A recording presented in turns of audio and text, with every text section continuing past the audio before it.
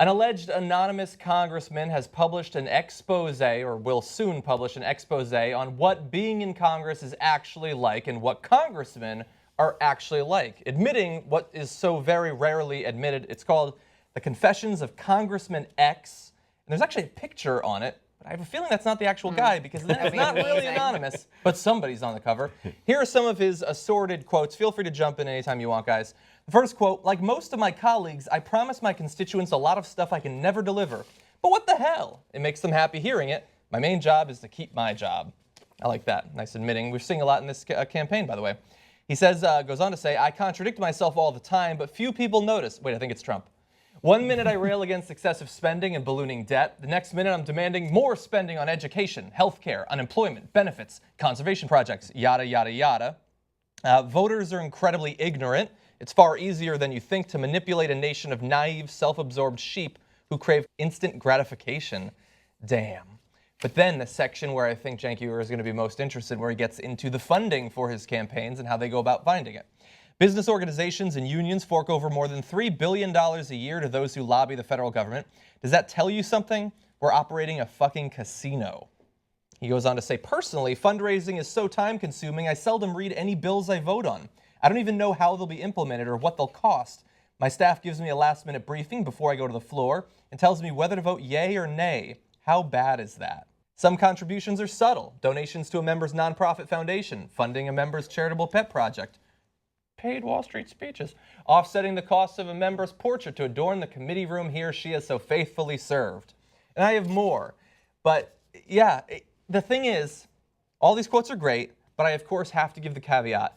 We have no independent confirmation that this is an actual congressman, and it is a vanity press publisher. This is not a gigantic publisher where we can be assured that they did the due diligence to make sure that this is a congressman. But the claims are sufficiently vague that we know that it's true because you only have to talk to retired Congress people and they all say the same thing. I mean, I've spoken to Congress people who say you basically have to spend about 40% of your time on the phone begging people for money. So you spend about 2 or 3 hours in the morning, 2 or 3 hours in the afternoons begging people for money, and then in between you do whatever you can to run the country. Sorry, what do you mean sufficient? This isn't challenging you. I just don't understand literally. What do you mean sufficiently vague? Oh, I mean, like, all of the things that are being said. It's not like he's saying, I walked into Harry Reid's office one afternoon and he told me to get staffed and said X, Y, Z. He's simply relating the reality of what it's like to be a congressperson in the United States. I mean, in this country, without public funding of elections, basically, not the way that most other democracies do it, you have to raise so much money that it's just common sense. So you're saying it's totally plausible? Absolutely, it's plausible. It's completely plausible. I mean, you know, if you are out and you're on the road, you're a congressperson, you're in a motel,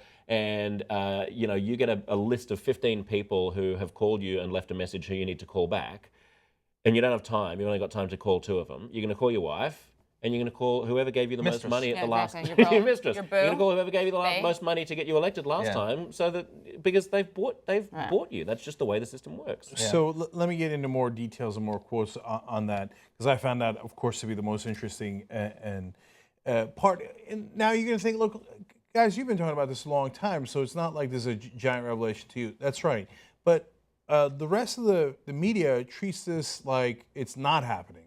Like that this isn't the thing that motivates them the most. So, for example, I've in the past intimated that the nonprofit foundations that these politicians set up is a way to hire family members, et cetera, and funnel money in that direction. And now the Clinton Foundation has done this on some sort of gigantic scale. In some ways, they've done more good, and they have so much money that they don't need to be directly corrupt and hire family members. They don't have to play small ball like that. On the other hand, I think the real scandal, if there is any in the emails, is what did the State Department do for people who gave millions and millions of dollars to the Clinton Foundation? They didn't give the Saudis and the government of Qatar did not give all that money to the Clinton Foundation out of the goodness of their heart. Although they are mensches, I think we can all agree. Yeah, right. So the government. And look at how petty these politicians are. They'll sell themselves out so that they'll get paid. Somebody will get paid to do a portrait of them. Like, oh, you paid for my portrait. Okay, what do you need in your bill? But let's get more into the quotes here. As he explains, most of my colleagues are dishonest career politicians who revel in the power and special interest money that's lavished upon them. See, now, if I said that on CNN, You're a conspiracy theorist. that's right. And in fact, I've said similar things on Howard Kurtz's program back when he was on CNN, and it was met with a smirk like, oh, yeah, sure. Right? Like politicians would be dishonest, and the system's rigged and corrupt, and all they care about is the money. Okay, Mr. Liberal. Right? And here's a congressman saying, of course, we have to spend all of our time. I've talked to a current congressman who says, I asked him, hey, do you have lunch with the Republicans? Is there any comedy left? Right? He's like, Republicans? I don't have lunch with Democrats. I don't have lunch with my friends. I have to go and make calls to raise money. If I don't, my staff's going to kill me. There's no lunches left. All we do is money, money, money. Those right? poor people. I know. But honestly, I do think that is the exact right attitude that we should have, because I think our response often to the corruption in Washington is to say, they're all bums. The only people who go there are selfish individuals. Right. You know what? That's not true. It is a system that has perverse incentives that forces them into this horrible, humiliating dance of kissing the asses of all the people who have money. Not to bring it back to Bernie Sanders, but I have to say, which is why his critique of the system and the way he talks about it is, I don't understand when people accuse him of attacking Hillary Clinton's integrity when he does that. Like, everyone agrees that there's a systemic problem, right? And what you just said is that it's a systemic thing. It's not about individual choices or agency, right? So that, to me, is the strongest part of the Sanders campaign and the Sanders movement or message. So it's just funny to me that people will respond to that. I've seen this, people trying to manipulate that critique, which everyone agrees on, as an example of Sanders, like, going below the belt with Hillary Clinton. And to me, it could not be less personalized. It could not be more kind of generous and saying, I'm just making a systemic critique that applies to everyone because this is what happens when money's in politics. And it's sort of a representation of what Cenk was saying, that you sound like a conspiracy theorist. Right. Not if you talk about it in a general sense, although they'd prefer not even that. Sanders can say that politicians get influenced, and I think almost every liberal voter, for the most part, has believed that to some extent over the past few years. But when you link it to a particular politician, then you seem uncouth. That's not a nice thing to do. And so a lot of libs who believed that the Koch brothers are having an acidic effect on the system, now that Hillary Clinton is very good at using that system, she's very skilled with that system, oh, well, come on, it doesn't actually influence anyone. You can be handed millions of dollars. It doesn't influence you at all. And I think that that's slightly ridiculous. So back to his explanations of the mundane, not the presidential, but the mundane actions of almost all the congressmen almost all the time. He says, election campaigns are a pain in the ass unless I win, in which case it's a nice ego boost. Then it's back to shaking the money tree and selling access to me and my legislative staff. So again, every specific politician, to John and Katie's point, will say, how dare you besmirch my reputation? But in reality, behind the scenes, they're saying, go shake the money tree. And what are we selling today? We're selling access to me and my staff so you can influence me and our legislation. And sometimes I'll just take what the lobbyist wrote and put it into the bill. Literally. And that's what's important to understand as well. I think when people, when someone like Hillary, for example, gets attacked during a debate by Bernie about whether or not she is corrupted by her close ties to Wall Street, she'll always respond by saying, show me one position that I have changed. Well, of course, we can't show you one position that you've changed, because that would be actually illegal corruption. Right. That's not the way it works. The claim is not that you flip your specific position. The claim is that you are swimming in an ocean of money, and that, that the people who have access to you, who are able to shape your worldview, who you're beholden to, are the people who you surround yourself with, and those are the people with money. I would love it if she was like, whereas cognizant of the fact that I have been paid dollars, I introduced this bill. Obviously, they're not going to do that. That's my impersonation of wearing it on your sleeve. Yeah. Okay? Like before you introduce, before you flip-flop on the bankruptcy bill, you're like, nah, I'd like to note for the record that I got a lot of money for this. Point of order, point of information. Can I just make a quick point about public financing of elections, since I know a bit about it from Australia? The actual greatest benefit for a candidate is not terribly expensive. Like, the multi-million-dollar campaigns don't have a huge amount of additional benefit in terms of bringing new voices into the race. So in any given race, with $10,000 to $100,000, an unknown person could get the visibility that they might need to challenge an incumbent. And then even if the incumbent has millions, at least, like, when you actually look at it, they've got sort of 70 to 80% of the benefit. Exactly. It's an exponential thing.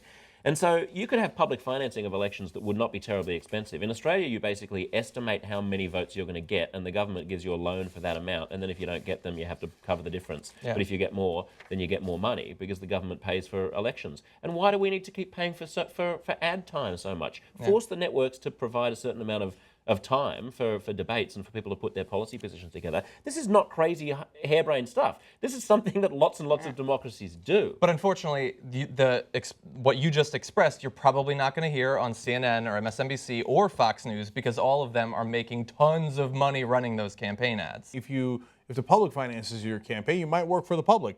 If private interests finance your campaign, you're likely to work for those private interests. Again, something that would seem conspiratorial if you said it on CNN. Right. What do you mean private interests? What?